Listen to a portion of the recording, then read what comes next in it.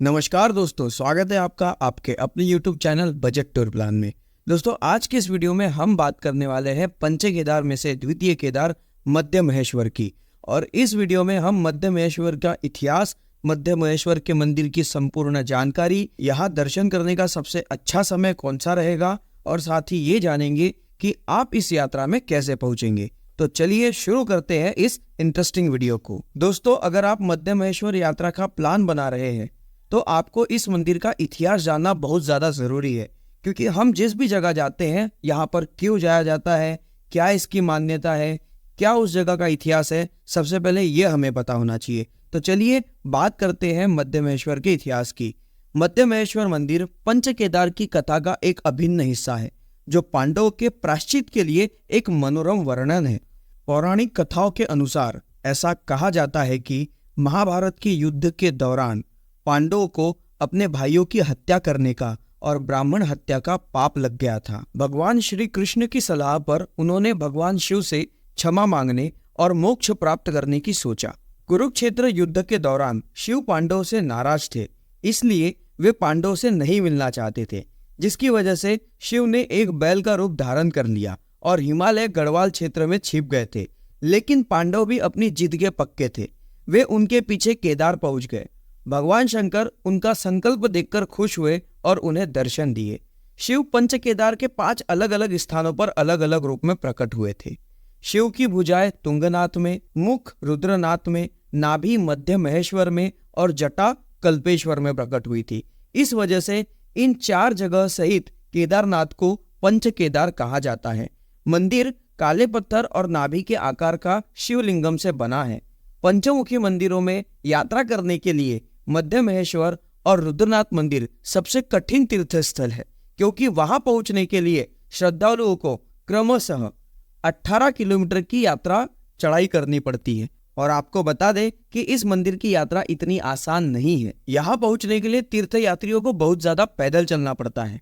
आपको बता दें कि केदारनाथ में पैदल चलने के लिए पैदल मार्ग पर बहुत सारी सुविधाएं हैं और पैदल मार्ग भी अच्छे से बनाया गया है, परंतु यहाँ पर ऐसी कोई सुविधाएं नहीं है और इसलिए यह यात्रा कठिन मानी जाती है। और यह यात्रा इतनी कठिन होने के बाद भी भक्त इस मंदिर की यात्रा करने के लिए जरूर आते हैं। इस यात्रा के प्रमुख 2 कारण हैं, एक तीर्थ यात्रा करना और दूसरा आत्मा की खोज करना। यानी अगर आप स्वयं से मिलना चाहते हैं तो आपको यह यात्रा जरूर करनी चाहिए। आप मध्य महेश्वर मंदिर की सुंदरता का आनंद लेने के लिए भी इस यात्रा को कर सकते हैं। बता दें कि यह मंदिर रीछ के नीचे हरे भरे घास के मैदान में स्थित है और उत्तराखंड के सबसे सुंदर स्थान में एक है। यहाँ आने के बाद हर किसी को हल्का और ताजगी का एहसास होता है। इस मंदिर की सबसे खास बात यह है कि इस मंदिर का निर्माण पांडवों द्वारा किया गया था, इसलिए मध्य महेश्वर मंदिर हिंदू धर्म के बारे में जानने के लिए और हिंदू देवी देवताओं की कहानियों में डूब जाने के लिए एकदम सही जगह है। आपको बता दें कि मध्य महेश्वर मंदिर अक्षय तृतीया, जो कि अप्रैल या मई के महीने में आती है, उस समय यह मंदिर खुलता है और दीपावली के बाद यानी सर्दियों के समय यह मंदिर बंद हो जाता है, ठीक केदारनाथ मंदिर की तरह। दर्शन के लिए यह मंदिर सुबह 6 बजे से शाम को 7 बजे तक खुला रहता है। तो चलिए अब बात करते हैं कि आप इस मंदिर तक कैसे पहुंचेंगे। तो दोस्तों, मध्य महेश्वर मंदिर ऊखीमठ में स्थित है और ऊखीमठ में कोई भी रेलवे स्टेशन या हवाई अड्डा मौजूद नहीं है।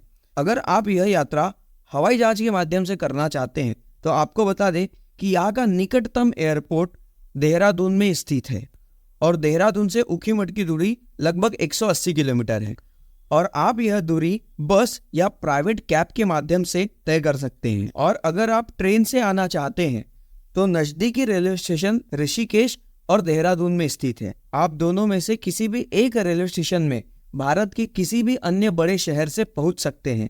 यहाँ पर रेलवे कनेक्टिविटी बहुत अच्छी है और इसके बाद आगे का रास्ता जो 180 किलोमीटर का लगभग है, उसे आप बस या प्राइवेट कैब के माध्यम से पूरा कर सकते हैं। अब बात करते हैं इस यात्रा को करने का सही तरीका क्या है। हरिद्वार, ऋषिकेश या देहरादून से ऊखीमठ जाने वाली बस का किराया लगभग 400 रुपए के पास होता है। इन तीनों में से किसी भी एक बस स्टैंड से आप सुबह 4 बजे की पहली बस पकड़ ले, ताकि आप उसी दिन गौंडार गांव में जा सके। गौंडार गांव ये वही गांव है जहां से चढ़ाई शुरू होती है। सुबह 4 बजे की बस पकड़ने के बाद आप लगभग 12 बजे तक ऊखीमठ आसानी से पहुंच जाएंगे। ऊखीमठ से पौंडार जाने के लिए शेयर टैक्सी की सुविधा उपलब्ध होती है। पौंडार ही अंतिम सड़क बिंदु है, जिसके बाद मध्य महेश्वर धाम जाने के लिए पैदल चढ़ाई करनी पड़ती है। ऊखीमठ से आप शेयर टैक्सी पकड़कर पौंडार जा सकते हैं, जो ऊखीमठ से करीब 20 किलोमीटर है और मध्य महेश्वर धाम से करीब 16 किलोमीटर की दूरी पर स्थित है। पौंडार के बाद 3.5 किलोमीटर पैदल यात्रा करके आप गौंडार गांव पहुंच सकते हैं।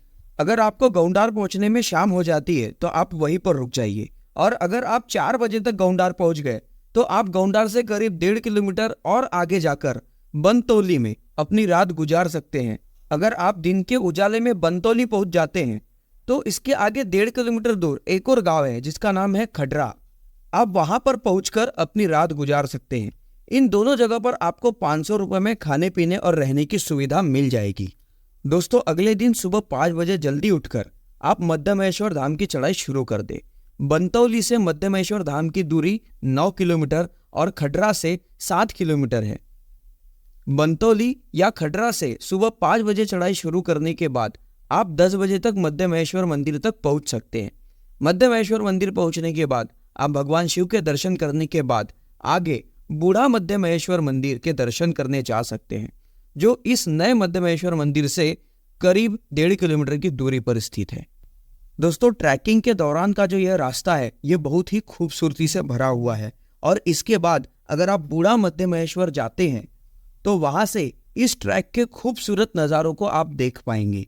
और यहाँ पर जाना बहुत ज़रूरी है, क्योंकि जब तक आप बूढ़ा मध्य महेश्वर नहीं जाएंगे आपकी यात्रा को पूरा नहीं माना जाता। और इस यात्रा में मध्य महेश्वर और बूढ़ा मध्य महेश्वर के दर्शन करके आप शाम तक वापस नीचे आ सकते हैं। ध्यान रहे, अगर आप उसी समय वापस आना चाहते हैं तो आपको रात होने से पहले नीचे उतर जाना है, क्योंकि यहाँ का जो ट्रैकिंग का रास्ता है वो इतना आसान नहीं है। तो रात में ट्रैकिंग करना या ट्रैक से नीचे उतरना मुश्किल हो सकता है। अब उसी दिन वापस आकर आप बनतौली या खडरा में रुक जाइए और अगले दिन आप वापसी की यात्रा कर सकते हैं। तो दोस्तों, ये थी यात्रा की संपूर्ण जानकारी। अब बात करते हैं इस यात्रा को कुल कितना खर्चा लग सकता है। तो दोस्तों, हरिद्वार को सेंटर मानकर इस टूर का हम आपको बजट बताते हैं। हरिद्वार से ऊखीमठ बस का किराया 400 रुपये, आना जाना 800 रुपये। आप होटल में 2 दिन रुकेंगे, 500 टोटल 1000 रुपये। टैक्सी का किराया, खाना और अदर खर्च 1000 रुपये। इस हिसाब से यह टूर आप 3000 रुपये में कंप्लीट कर पाएंगे। दोस्तों, उम्मीद करता हूँ इस वीडियो में मेरे द्वारा दी गई यह जानकारी आपको ज़रूर अच्छी लगी होंगी और इन्फॉर्मेटिव भी लगी होंगी। अगर आप मध्य महेश्वर यात्रा का प्लान बनाना चाहते हैं तो यह वीडियो आपके लिए एज अ गाइड काम करेगा। और अगर कोई व्यक्ति है जो मध्य महेश्वर की यात्रा में जा रहा है तो आप मेरी इस वीडियो को उन तक शेयर भी कर सकते हैं। तो दोस्तों, उम्मीद करता हूँ आप ऐसा ज़रूर करेंगे। और अगर जानकारी पसंद आई है तो वीडियो को लाइक और चैनल को सब्सक्राइब कर ऑल नोटिफिकेशन पर भी क्लिक कर दें, ताकि हम जब भी वीडियो अपलोड करें सबसे पहले आप तक पहुँचे। तो मिलते हैं ऐसे ही महत्वपूर्ण जानकारी के साथ अगली वीडियो में।